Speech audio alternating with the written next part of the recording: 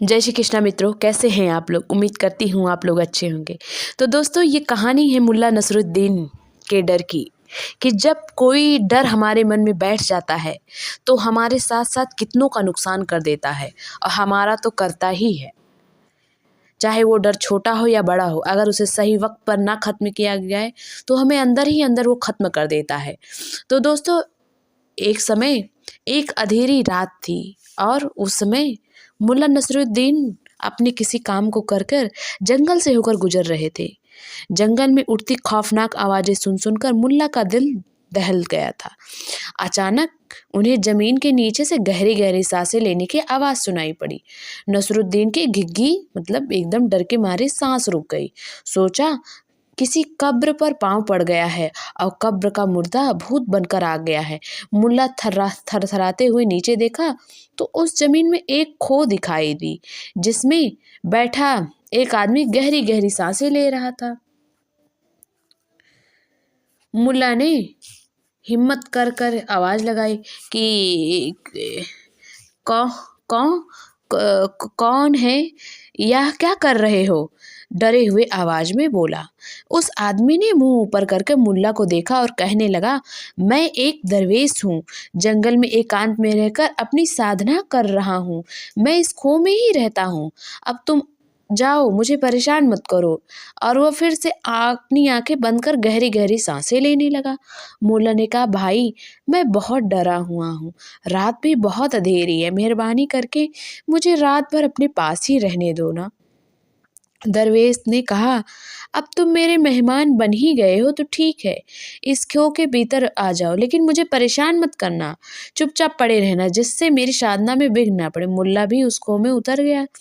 कुछ वक्त बीतने पर उसने दरवेश से कहा, मुझे बहुत जोर से प्यास लगी है, आपके पास पानी है? दरवेश कुछ झुंझलाया और बोला, ये बर्तन लो, सामने कुछ दूरी पर एक नदी बह रही, जाओ और जाकर पानी पी लो, लेकिन मुझे वहां तक जाने में डर लगता है। मुल्ला ने कहा। यह सुनकर दरवेश बोला, तब तो मुझे ही पानी लाकर देना होगा, ये बैठे बिठाए अच्छा मेहमान गले पड़ गया है। नहीं, नसरुद्दीन ने कहा, मुझे आपके जाने के बाद पीछे अकेले डर लगेगा, मैं आपको नहीं जाने दूंगा।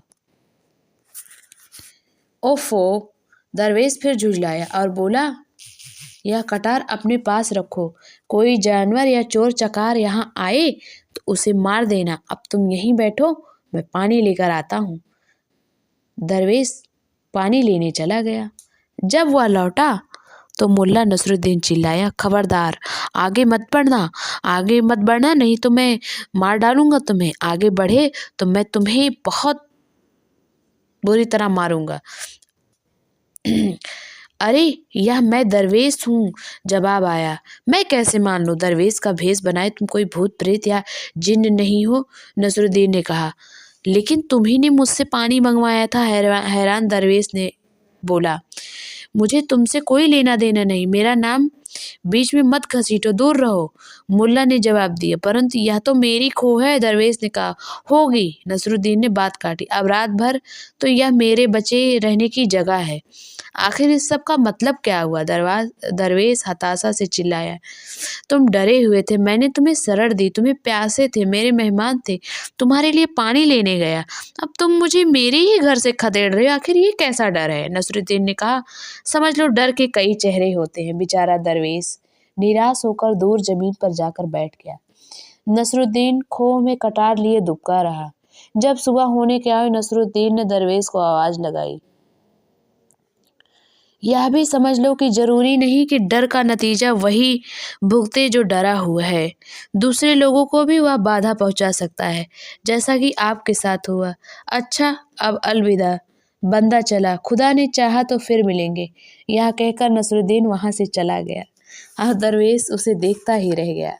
तो दोस्तों, ये कहानी हमें ये सिखलाती है, कई बार हम इतने डर जाते हैं कि हमें सच और झूठ में अंतर ही नहीं पता चलता, और इतना हम डर नहीं डराता जितना हम उस बात को सोच सोच के डर जाते हैं। जितनी चीज़ें नहीं डरावनी होती, उसको हम सोच के अपने दिमाग पे हावी करके डर जाते हैं।